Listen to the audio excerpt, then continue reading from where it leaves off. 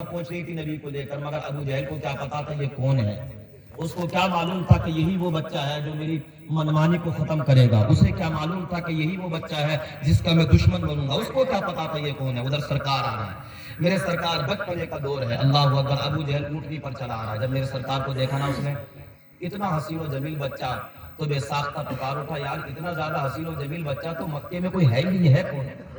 اور یار میرا رب میرے نبی کی دشمنوں سے بھی تعریف کرا دیتا، اتنا خوبصورت بچہ۔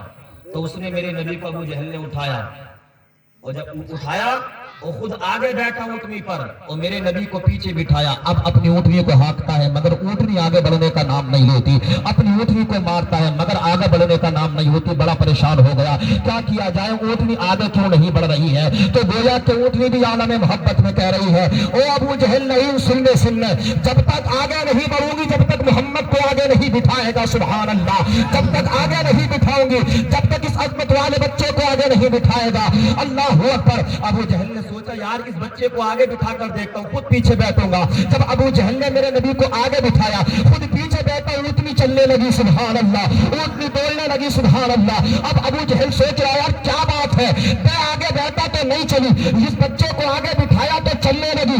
گویا کہ اونٹنی بھی کہہ رہی ہے ابو جہل سے اب کفر کا دور ختم ہونے والا ہے، اب تیری منمانی ختم ہونے والی ہے، اب اسلام کا جھنڈا دنیا میں لہرانے والا ہے، کفر کا دور ختم ہونے والا ہے، محمد کی عظمتوں کا جھنڈا دنیا میں لہرانے والا ہے، سبحان اللہ۔ اونٹنی چلنے لگی اور ادھر جا کر اس نے لے کر نبی کو پہنچا تو سردار مکہ تھے حضرت عبد المطلب، انہیں جا کر میرے نبی کو دے دیا۔ اور جب میرے سرکار کو دیا نا تو میرے سرکار کے دادا بڑے خوش ہوئے، پوتا گود میں آ گیا۔ حلیمہ گھبراتی ہوئی جب پہنچی حضرت عبد المطلب کے پاس تو سوچی آج کچھ کہیں گے، مگر حضرت عبد المطلب نے کہا مزاج اتنا اچھا تھا آپ کے دادا کا بھی، فرمایا حلیمہ گھبرا مت، پریشان ہو مت ہو، محمد یہاں تک آ چکے ہیں، فرماتے ہیں اس کے بعد حلیمہ سعدیہ جب آئی تھی نہ لینے کے لیے تو آمینہ نے کیا کہا تھا؟ آمینہ نے کہا تھا کہ اس بچے کی خدمت کرو گی مگر کچھ نہیں ملے گا، مگر آج عبد المطلب نے میرے نبی کی خدمت کرنے کا اتنا انعام دیا ہے کہ جو امیروں کے بچے دوسری دایاں لے کر گئی تھی انہیں اتنے انعام سے نہیں نوازا گیا جتنا میرے نبی کی خدمت کرنے پر حضرت حلیمہ کو نوازا گیا تھا۔ سو اونٹوں کی قطار، 50 روپے سونا، اور فرمایا حضرت عبد المطلب نے آمنہ حلیمہ بتا اور کسی چیز کی بھی ضرورت ہے؟ تو حلیمہ کہتی ہے سنو، مجھے اس بچے کو پانے کے بعد کسی چیز کی ضرورت نہیں، میں غریب تھی، پریشان تھی، مگر جس دن سے محمد کی خدمت کی تھی کہ یہ مالا مال ہو گئی، جس دن سے ان کی خدمت کی ہے اس دن سے مالا مال ہو گئی ہو۔ اور لوگوں یہ میرے نبی کی شان ہے، یہ میرے نبی کی آقا کی شان ہے، بچپنا اتنا خوبصورت، جوانی کا کیا عالم ہے۔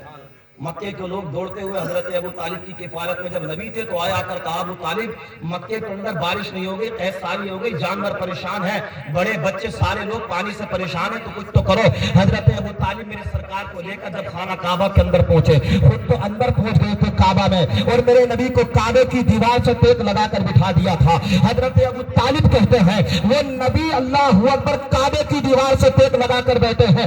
ابو طالب کہتے ہیں میں نے اپنی نگاہوں سے دیکھا اس محمد نے اپنی انگلی کو جب آسمان کی طرف کیا تھا تو اللہ کی عزت کی قسم اتنی بارش برسی، مکے کے لوگ کہہ رہے تھے ابو طالب اب کہہ دے کہ اب بارش نہ ہو، ہم سے بارش سنبھالی نہیں جا رہی، سبحان اللہ، یہ نبی کا بچپنا ہے، اگر انگلی اٹھا دے تو بارش ہو جائے۔ تو لوگوں اس نبی کی عظمت پہچانو، بڑی شان ہے۔ قبائلی جھگڑا ہو گیا، میرے سرکار کا بچپنا تھا، قبائلی جھگڑا ہو گیا، 10 سال کی نبی کی عمر شریف تھی، تو مکے کے قریب والے ملک میں اور مکے میں دونوں میں جھگڑا ہو گیا، تو سب سے پہلے وطن کی حفاظت کے لیے میرے سرکار نکلے تھے۔ آج لوگ کہتے ہیں کہ مسلمانوں کو کہ مسلمان یہ مسلمان وہ مسلمان، یہ نہیں، بلکہ اللہ کی عزت کی قسم دین کی اپنے وطن کی حفاظت کرنا یہ مصطفیٰ جان رحمت نے ہمیں سبق دیا ہے۔ 10 سال کی عمر شریف میرے مصطفیٰ کی تھی، اپنے وطن کی حفاظت کے لیے نکل رہے ہیں اور اپنے غلاموں کو سبق دے رہے ہیں، اے میرے غلاموں سنو، اگر اپنے وطن کی حفاظت کے لیے اپنی جان دینا پڑے جان دے دینا، اپنا مال دینا پڑے مال دے دینا، مگر اپنے وطن کی عزت پر آنچ مت آنے دینا۔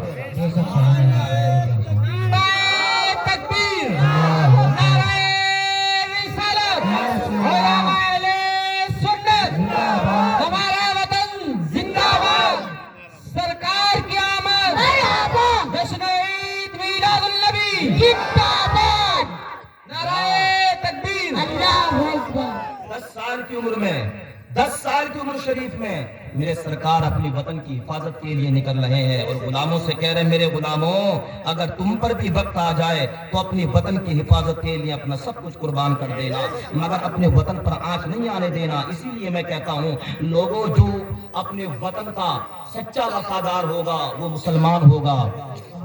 سنو اللہ کی عزت کی قسم جو سچا مسلمان ہوگا وہ اپنے وطن کا غدار ہو ہی نہیں سکتا اور جو غدار ہوگا وہ مسلمان نہیں ہو سکتا.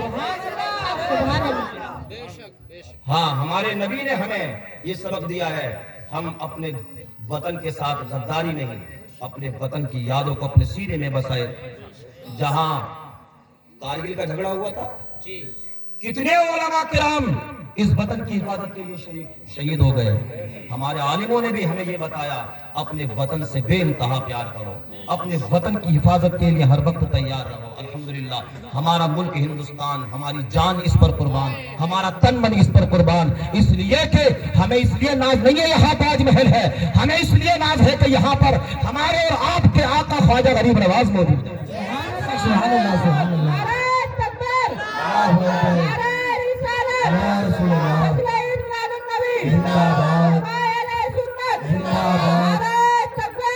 یہ ناز نہیں ہے یہاں پر لال قلعہ ہے ہمیں اس لیے ناز ہے یہاں پر مجددین ملت امام احمد رضا خان فاضل بریلوی موجود ہے جنہوں نے اپنے وطن کی حفاظت کے لیے اللہ پر سب کچھ لگا دیا. ہمیں اس لیے یہاں اللہ پر اس مٹی سے محبت ہے کہ یہاں پر ایک نہیں دو نہیں بلکہ بے شمار ایسی نیک ہستیاں اللہ کے ولی موجود ہیں کہ جنہوں نے اپنی جانوں اس دین اس وطن کے لیے قربان کر دی ہے اور وقت پڑا ہے سولی پر لٹک گئے ہیں مگر اپنے وطن کی حفاظت کی ہے.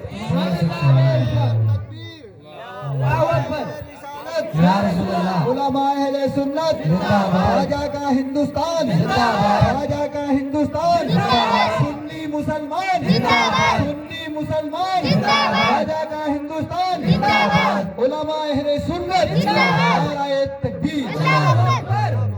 اپنے نبی کی شان میرے نبی کی شان اتنی بلند و بالا ہے کوئی گوشہ ایسا چھوڑا نہیں ہے میرے نبی نے جس پر روشنی ڈال دی. وطن کی محبت ہو تو مصطفیٰ سب سے اعلیٰ نظر آئیں گے. اللہ کی مخلوق سے پیار کرنے والے نبی اعلیٰ ہیں. ہمارے اور آپ کے گھروں میں اگر تھوڑی سی لڑائی ہو جائے تو بھائی بھائی کو بخشنے کے لیے تیار نہیں. شادی ہو پردھان جی بھی آ گئے نیتا جی بھی آ گئے وہ بھی آ گئے وہ بھی آ گئے بھائی کو نہیں بلانے گیا کہ ناک نیچی ہو جائے گی.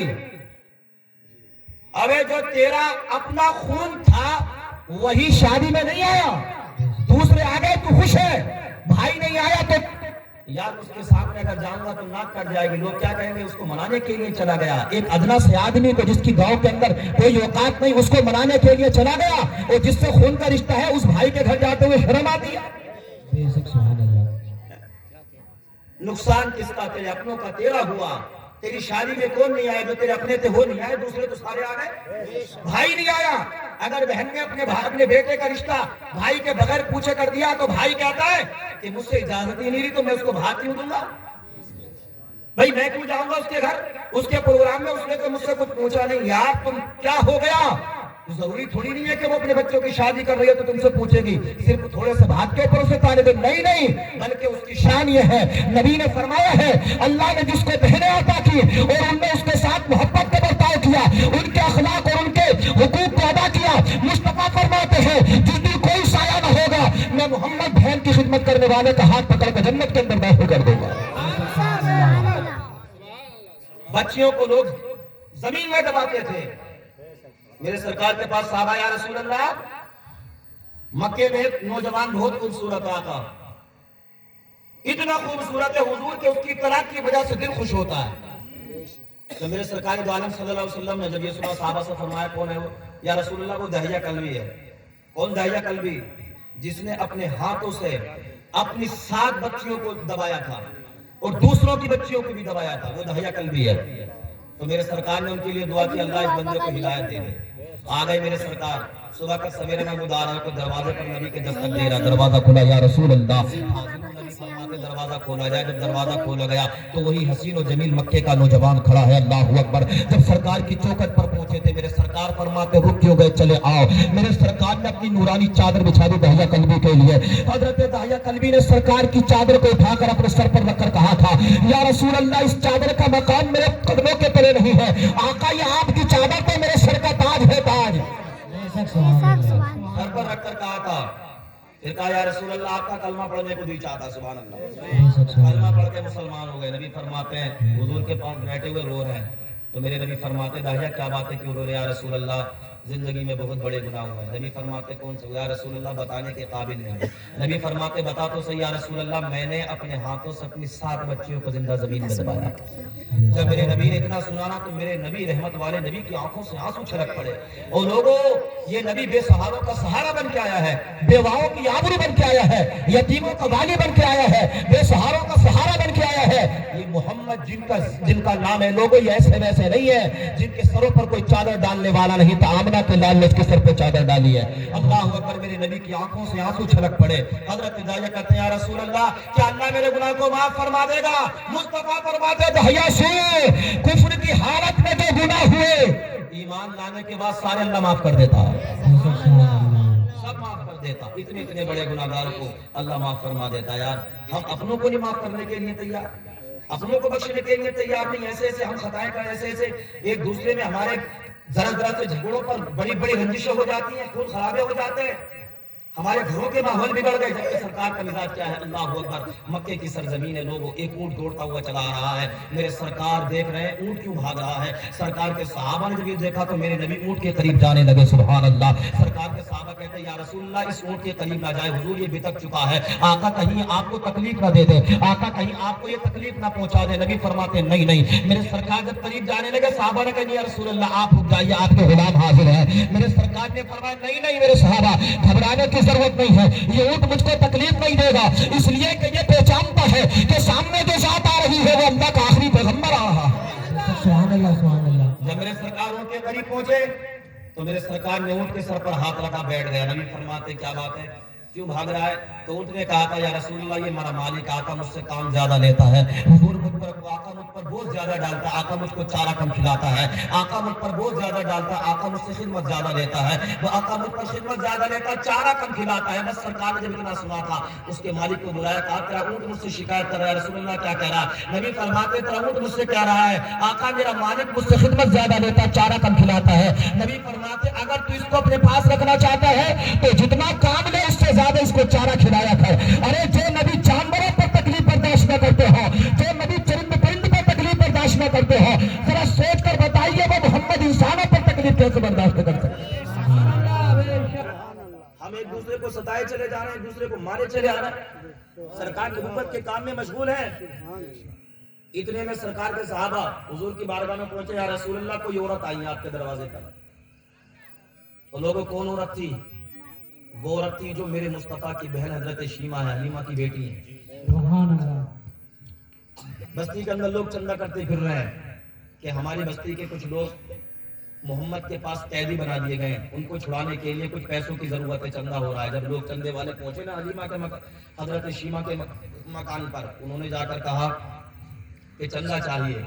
तो हजरत शीमा ने कहा कि चंदा किस लिए? कि हमारे कबीले के कुछ लोग मोहम्मद के पास कैदी बन गए हैं और ऐसे ऐसे इतना फिदिया देंगे तो हमारे आदमी रिहा होंगे। बस इतना जब सुना था, किसकी बात? का मोहम्मद की बात। फिर से जबान से नाम लो, का वो जो मक्के में मोहम्मद है। तो हजरत शीमा फरमाती है, उस पर मुझे इतना भरोसा है, चंदा करने की जरूरत नहीं है, जिससे पैसे लिए हैं वापस कर दो, वापस कर दो।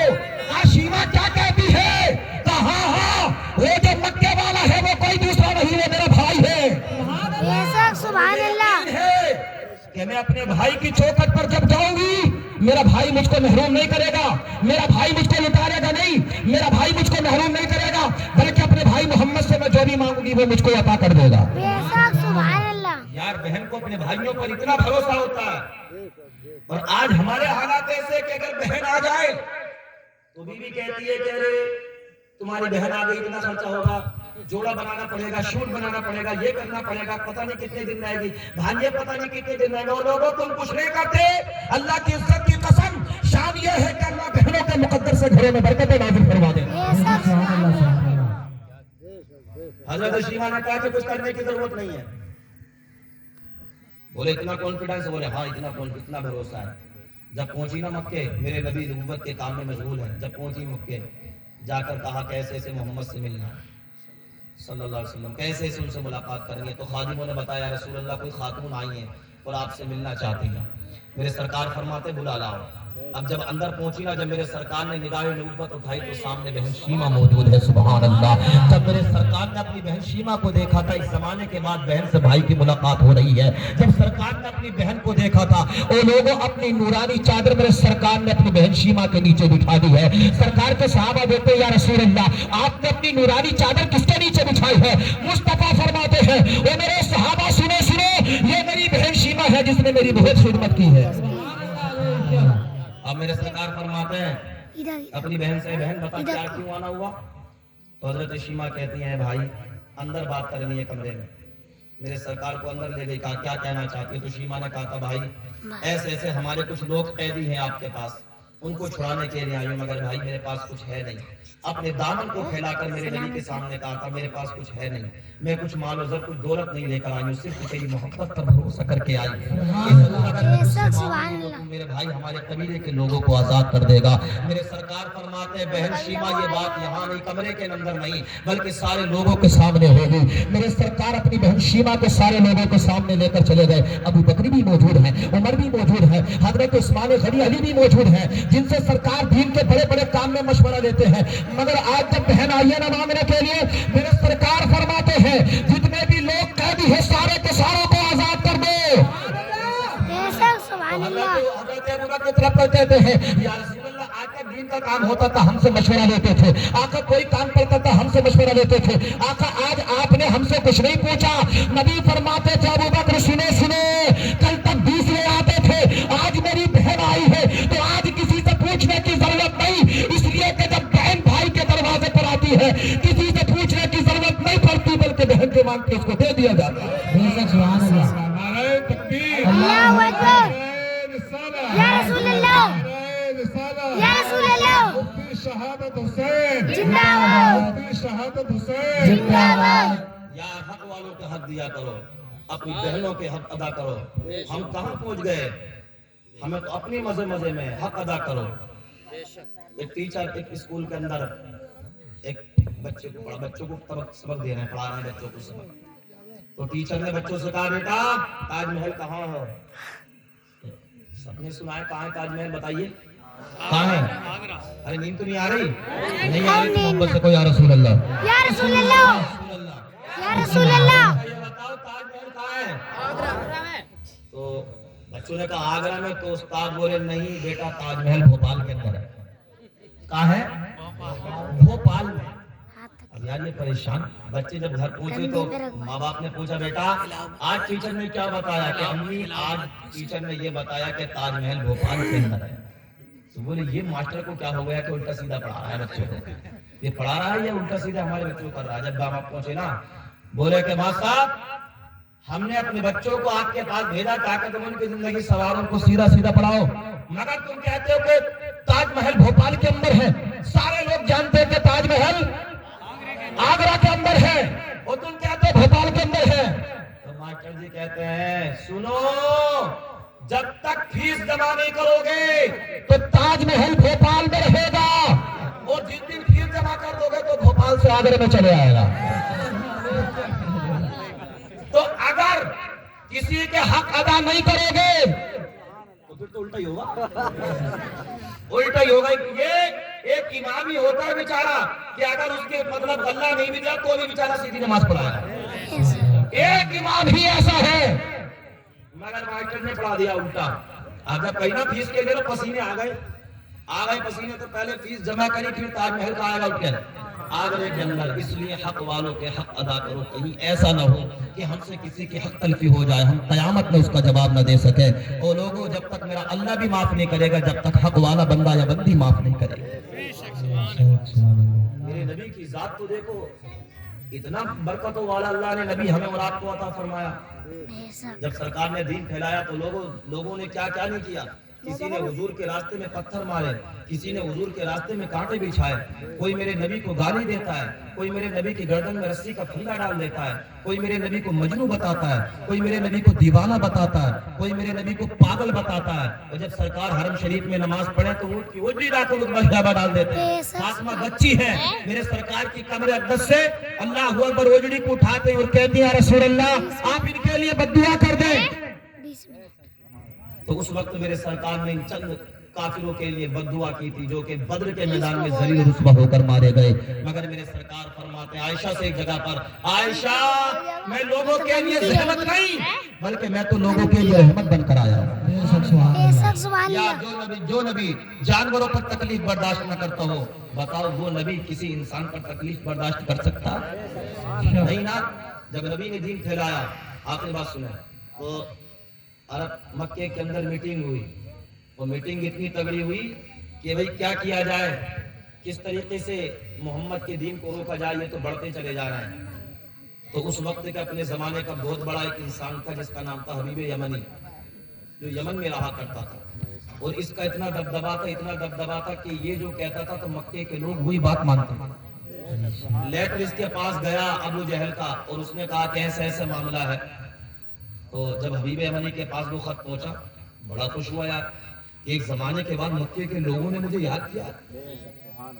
اب گھر سے چلا, تو جب چلا تو اس کی بچی اپاہج تھی, طرح طرح کے اس کے اندر مرض تھے, بیچاری اپاہج تھی. تو جب اپنے گھر سے کہا چلا نا, تو اپنی بیٹی سے جا کر کے اپنی بیٹی سے کہہ کر کے آتا, بیٹی جا تو مکے رہا ہوں مگر اس محمد کی جو عظمت ہے, اس محمد کی جو تعریف ہے وہ یمن تک چلی آئی ہے. ضرور بیٹی اس محمد کے اندر کوئی نہ کوئی تو کوالٹی, کوئی نہ کوئی تو خوبی ہوگی جو سارا زمانہ اس کی تعریف کر رہا ہے. میں بیٹی جا رہا ہوں مکے, اور مکے میں جا کر صرف 2 سوال کروں گا. اگر انہوں نے 2 سوالوں کے جواب دے دیے تو ان کا کلمہ پڑھ کے مسلمان بن جاؤں گا, اور اگر 2 سوالوں کے جواب نہیں دیے تو پھر وہ اللہ کے نبی ہے نہیں. صرف 2 سوال کروں گا. حبیب یمنی جب مکہ سفر کر گئے تو ابو جہل نے خاص روم میں بٹھایا. بٹھانے کے بعد ابو جہل کہنے لگا حبیب یمنی بہت زیادہ معاملہ خراب ہے. حبیب یمنی کہتے کیا بات ہے؟ تو اللہ اکبر. ابو جہل کہتا حبیب یمنی سنو, ساری کوششیں کر لی, سب کچھ کر لیا, مگر محمد کا دین بڑھتے چلے جا رہا ہے, لوگ ان کے دین میں شامل ہوتے چلے جا رہے ہیں, کچھ کرو تاکہ ان کا دین رکے. حبیب یمنی کہتا ابو جہل سن, صرف 2 سوال کروں گا ان سے, اگر سوالوں کے جواب دے دیے تو کلمہ پڑھ کے مسلمان ہو جاؤں گا, ورنہ سمجھ لوں گا کہ وہ اللہ کے آخری پیغمبر رسول نہیں ہے. اچھا ٹھیک ہے. اب ابو جہل بھی گھبرا رہا ہے, اور گھبرا اتنا رہا ہے کہ سوچنا کہ یار محمد جو کہتے وہ ہو ہی جاتا. انہوں نے اب تک جو کچھ بھی کہا وہ ہو ہی جاتا, ان کی زبان بہت سچی ہے. اب میرے سرکار کو بلایا گیا تو ابو جہل نے کہا کہ بھئی دیکھو محمد آ رہے ہیں صلی اللہ علیہ وسلم, یہ وہ آ رہے ہیں, تو کرنا کیا ہے؟ کہا جب وہ آئے تو کسی کو اٹھنا نہیں ہے, کسی کو کھڑا نہیں ہونا ہے, تاکہ ان کو ذلیل کیا جائے, ان کو رسوا کیا جائے معاذ اللہ. تو اس نبی کو ذلیل کرنا چاہتا ہے جس نبی کو اللہ نے سب سے زیادہ عظمت عطا فرمائی ہے. ورفعنا لک ذکرک, جس کے رب کو ذکر کو اللہ نے بلند کر دیا ہے. اگر کوئی لچا لفنگا اس نبی کے ذکر کو مٹانا چاہے, اللہ کی عزت کی قسم اس کا ذکر نہیں مٹے گا. مٹانے والے مٹ جائیں گے مگر آمنہ کے لال کا چرچا ہوتا رہے گا.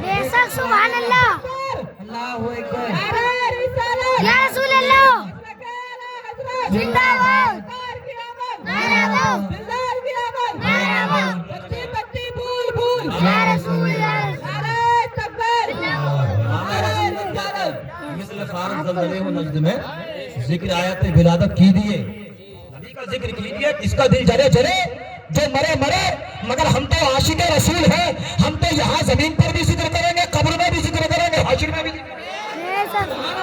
جس کا دل جل رہا وہ جلتا رہے. ہمیں تو اللہ نے زندہ پیدا کیا ہے, اور نبی کے صدقے میں یہاں بھی زندہ, قبر میں بھی زندہ, محشر میں بھی زندہ.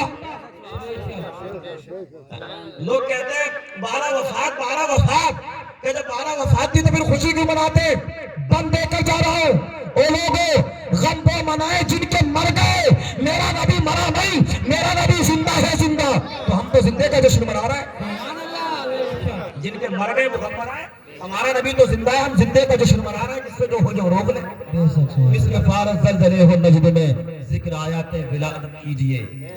یہ میرے نبی کی شان ہے. تو کہا تو ابو جہل نے کیا کہا تھا کہ دیکھو آ رہے ہیں مگر کھڑا نہیں ہونا ہے. ادھر میرے رب نے جبرائیل سے فرمایا جبرائیل ابو جہل نے پھر چال چلی کہ نبی کو نیچا دکھانا چاہتا ہے. تو جبرائیل کہتے ہیں اللہ کرنا کیا ہے؟ میرا رب فرماتا جبرائیل یہ تو کہتا ہے کہ اس نبی کی تعظیم کے لیے کھڑا نہیں ہونا، مگر جبرائیل تم اس ابو جہل کا کان پکڑ کے کھڑا کر دینا، اس کا کان پکڑ کے کھڑا کر دینا. اور جب میرے نبی آئے نا، جب میرے نبی آئے تو جبرائیل نے ابو جہل کا کان پکڑا اور کھڑا کر دیا. اور جب ابو جہل کھڑا ہوا تو اس کے ساتھ میں سارے کے سارے کھڑے ہو گئے. جب سارے کھڑے ہو گئے تو آپس میں پھر باتیں کر رہے تھے، تو کیوں اٹھا، تو کیوں اٹھا، تو کیوں اٹھا. تو لوگ کہہ رہے تو کیوں اٹھا، تو کہنے لگے ارے سردار جب تو ہی اٹھ گیا تو ہم کیوں نہیں اٹھے تھے؟ جب ہم نے سوچا کہ بڑا اٹھ گیا تو چھوٹے بھی پیچھے پیچھے اٹھ گئے. جب میرے نبی پہنچے تو فرماتے بتاؤ کیا بات ہے؟ کہا کہ تم حبیب امانی نے کہا کہ تم اپنے آپ کو نبی کہتے ہو. نبی فرماتے ہیں بے شک میں انی انا اللہ، میں اللہ کا رسول ہوں، میں اللہ کا آخری پیغمبر. کہا تم اللہ کا آخری نبی؟ کو ہاں.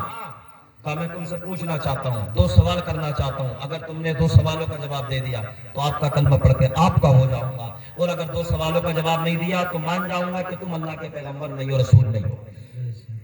کہا ٹھیک ہے. تاریخ فکس ہو گئی. مکے کے بڑے بڑے لوگ امیر و رئیس جمع ہو گئے، سارے کے سارے. میرے سرکار موجود ہیں.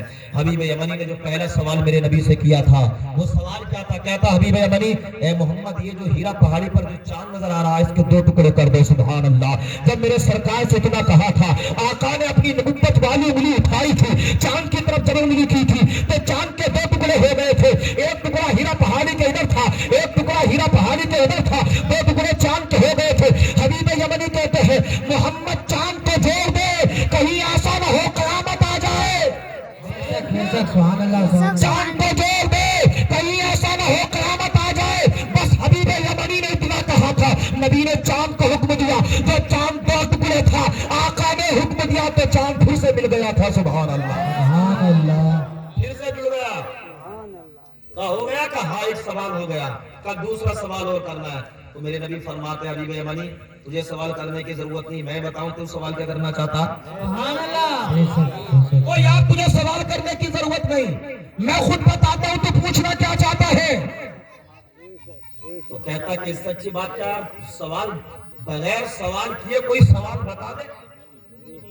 تو کہا کیوں نہیں، بتائیے. تو میرے نبی مکے والوں کے سامنے کہتے ہو حبیب یمنی تو مجھ سے اپنی بیٹی کے بارے میں سوال کرتا ہے نا. یمن میں تیری بیٹی جو فالس کے مرض میں مبتلا ہے، جو بیمار ہے، اپنی بیٹی کے بارے میں مجھ سے پوچھنا چاہتا ہے. جب سرکار نے اتنا کہا تھا حبیب یمنی مصطفیٰ کے قدموں پر گر کر کہہ رہا تھا او محمد مان گیا تم اللہ کے رسول ہو. رسول اپنا کلمہ پڑھائیے، اپنے دین میں داخل فرما لیجیے. اللہ اکبر. یا رسول اللہ زندہ باد، زندہ باد. اللہ اکبر. یا رسول میرے نبی نے کلمہ پڑھایا، مسلمان ہو گئے. اب یمن کو جا رہے ہیں. اب یمن کو جب گئے تو سوچا یار بڑے خوش ہیں یار میرے نبی کریم صلی اللہ علیہ وسلم کا میں کلمہ پڑھ کے جا رہا ہوں. اب جب دروازے پر جا کر یمن کے اپنے گھر کے دروازے پر دستک دی ہے، وہی لڑکی جو بیمار تھی، جو بیمار ہو چکی تھی، مرضوں کے اندر گھر چکی تھی، وہی لڑکی دروازہ کھولنے کے لیے آتی ہے. بڑی ہی خوبصورت، بڑی حسین و جمیل بن گئی ہے. حبیب یمنی کہتی ہے بیٹی یہاں سے چھوڑ کر گیا تو بڑی مریض تھی، تو کیسے اتنی اچھی ہو گئی، تجھے شفا کیسی مل گئی؟ تو بیٹی کہتی ہے ابا سنے سنے وہ محمد میرے خواب میں آئے تھے اور کہہ رہے تھے بیٹی تیرے باپ نے مکے میں کلمہ پڑھ لیا ہے، تو یمن میں کلمہ پڑھ لے. ابا تو مکے میں پڑھ رہا تھا، میں یمن میں کلمہ پڑھ رہی تھی. نعرہ تکبیر، نعرہ رسالت، سرکار کی آمد، دلدار کی آمد. نعرہ تکبیر. اب تو مکے میں پڑھ رہا تھا، میں یمن میں پڑھ رہی تھی. حبیب یمنی کہتے بیٹی اتنی خوبصورت کیسے ہو گئی، اتنی حسین و جمیل کیسے ہو گئی؟ تو بیٹی کہتی ہے ابا سنو سنو اس برکتوں والے رحمتوں والے نبی نے اپنا نورانی ہاتھ میرے جسم پر پھیرا تھا، اس کا ہاتھ پھرنا تھا کہ اللہ نے مجھ کو شفا عطا فرمائی. سبحان اللہ. یہ میرے نبی کی شان ہے. حبیب یمنی کہتا بیٹی میں کتنا بڑا خوش نصیب ہوں کہ میں نے آقا کے ہاتھوں پر مکے میں جا کر نبی کا کلمہ پڑھ کے ایمان کو قبول کیا ہے, اسلام کو قبول کیا ہے. بیٹی کہتی ہے ابا بے شک تم تو بڑی قسمت والے ہو, خوش نصیب ہو ابا, مگر تم سے زیادہ خوش نصیب میں ہوں میں. باپ کہتا بیٹی کیسے؟ اللہ اکبر. تو بیٹی کہتی ہے ابا تم سے زیادہ خوش نصیب میں اس لیے ہوں, تم تو مکے کے اندر جا کر کلمہ پڑھ رہے تھے اور وہ مدینے کا تاجدار مجھے یمن آ کے کلمہ پڑھا رہا تھا. تم پڑھ کے مکے گئے تھے اور وہ آمینہ کا لال مجھے آ کر یمن کے اندر کلمہ پڑھا رہا تھا. تم گئے تھے اور وہ میرے گھر تشریف لائے تھے. سنا ہے آپ ہر عاشق کے گھر تشریف لاتے ہیں, میرے گھر میں بھی ہو جائے چراغا یا رسول اللہ, تیرا میلاد میں کیوں نہ مناوا یا رسول اللہ. اے لوگوں آقا کا میلاد ہم سنی کیوں نہ منائے؟ جب رب نے فرمایا تھا جبرائیل نبی کی آمد ہے, کعبے میں جھنڈا لگا دو, مشرق میں جھنڈا لگا دو, مغرب میں جھنڈا لگا دو. ارے جب رب نے اپنے نبی کی ولادت پر فرشتوں سے کہا تھا فرشتوں جھنڈے لگا دو, اگر ہم سنی اپنے مکانوں میں جھنڈے لگائیں تو اس میں اعتراض کی بات کیا ہے؟ کسی کے پیٹ میں درد کیوں ہوتا ہے؟ کسی کو تکلیف کیوں ہوتی ہے؟ ہم تو لگائیں گے. تیرا میلاد میں کیوں نہ مناوا یا رسول اللہ. سنا ہے آپ ہر عاشق کے گھر تشریف لاتے ہیں, میرے گھر میں بھی ہو جائے چراغ. یار اس مدینے والے کو سچے دل سے پکار کر تو دیکھو. جب سچا عاشق اپنے دل کی گہرائیوں سے, آقا گہرائیوں سے جب نبی کو پکارتا ہے نا تو نبی نوانے کی مدد آتی ہے. بریلی والے رضا جب پہلی بار حج کرنے کے لیے گئے تھے, احمد رضا اعلیٰ حضرت کو بھی آج کل لوگوں نے نہیں پہچانا کہ یہ سنی یار کیا یہ حضرت اعلیٰ حضرت کرتے رہتے ہیں. جب دیکھو کہ اعلیٰ حضرت کا نام جب حج کے لیے گئے تھے نا امام احمد رضا پہلی مرتبہ حج کرنے کے لیے, تو تنہا نہیں گئے تھے, اپنے ماں باپ کے ساتھ گئے تھے. ان بیٹوں کو نصیحت حاصل کرنا چاہیے جو بازار گیا, کیلا خرید کے لایا, خود کھایا, بچوں کو کھلایا, مگر ماں بھوکی ہے, ماں کی طرف کچھ نہیں ہے.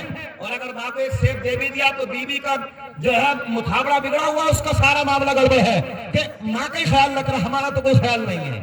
اعلیٰ حضرت جب گئے تھے نا ماں باپ کے ساتھ گئے تھے. او غور سے سنو, اب جس جہاز میں بیٹھے, جہاز میں اعلیٰ حضرت جس جہاز میں تھے, اعلیٰ حضرت وہ جہاز ڈگمگانے لگا, سمندر کے اندر طوفان آ گیا. کپتان نے آواز لگائی جہاز ڈوبنے والا کی اپنی جانیں بچاؤ, جہاز ڈوبنے والا ہے, جانیں بچاؤ. لوگ حیران ہو گئے, پریشان ہو گئے, کیا کیا جائے, کیسے جان بچائی جائے, بڑی پریشانی. تو لوگوں نے دیکھا ایک مرد قلندر پیچھے بیٹھا ہوا ہے, وہ کوئی اور نہیں تھا, بریلی کا احمد رضا تھا, بریلی کا رضا تھا. تو کہا کہ انہی کے پاس چلو, وہی جا کر کچھ کریں گے. جب میرے اعلیٰ حضرت کے پاس پہنچے, جا کر کہا کہ دیکھو نا کپتان نے آواز لگا دی, اب تو ہم مر جائیں گے, سارے مال و اسباب ختم ہو جائیں گے, کچھ کرو تم ہی. تو میرے اعلیٰ حضرت فرماتے ہیں گھبرانے کی ضرورت نہیں ہے, بس نبی پر درود پڑھتے رہو, میرے آقا پر درود پڑھتے رہو. اور اعلیٰ حضرت فرماتے ہیں میرا جہاز ڈوب ہی نہیں سکتا, میرا جہاز ڈوب ہی نہیں سکتا. تو لوگوں نے کہا بریلی والے کیوں نہیں ڈوب سکتا؟ تو میرے رضا نے فرمایا جب میں جہاز کے اندر بیٹھا تھا تو وہ دعا پڑھ کے بیٹھا تھا جو میرے نبی نے پڑھی ہے. کون سی دعا؟ 12ویں پارے کے اندر بسم اللہ مجریہا و مرساہا ان ربی لغفور رحیم. لوگوں جب جہاز میں بیٹھا کرو یا سواری میں بیٹھا کرو, بائک پہ, موٹر سائیکل پہ, بس میں بیٹھا کرو, یہ دعا پڑھ لیا کرو, انشاءاللہ حادثے سے محفوظ رہو گے. اعلیٰ حضرت فرماتے ہیں مجھے اپنے نبی کے فرمان پر پختہ یقین ہے کہ میرا جہاز ڈوب ہی نہیں سکتا, اس لیے کہ میں وہ دعا پڑھ کے بیٹھا ہوں جو نبی نے پڑھی ہے, اور نبی نے فرمایا جو یہ دعا پڑھ کے بیٹھے گا وہ حادثوں سے محفوظ رہے گا. میرا تو یقین ہے. چلے گئے لوگ, پھر سے کپتان نے آواز لگائی, اب تو جہاز گیا, اب جان بچنا مشکل ہے. لوگ دوڑے دوڑے پھر سے بریلی کے رضا کے پاس پہنچے, کہا احمد رضا کچھ کرو, اب تو گئے, اب جان گئی, اب جہاز ڈوبا, اعلیٰ حضرت کچھ کرے. بس اتنا سننا تھا. امام احمد رضا جہاز کی چھت پر چڑھ گئے. اللہ اکبر. جہاز کی چھت پر چڑھ کر کیا پڑا تھا, ان کی مہک نے دل کے گنچے کھلا دیے ہیں, جس راہ چل گئے ہیں کوچے بسا دیے ہیں. ایک دل ہمارا کیا ہے, آزار اس کے کتنے, تم نے تو چلتے پھرتے مردے جلا دیے ہیں. اور پھر کیا کہا تھا, آنے دو یا ڈوبے دو, اب تو تمہاری جانب کشتی تمہیں پہ چھوڑی, لنگر اٹھا دیے ہیں. نعرہ تکبیر,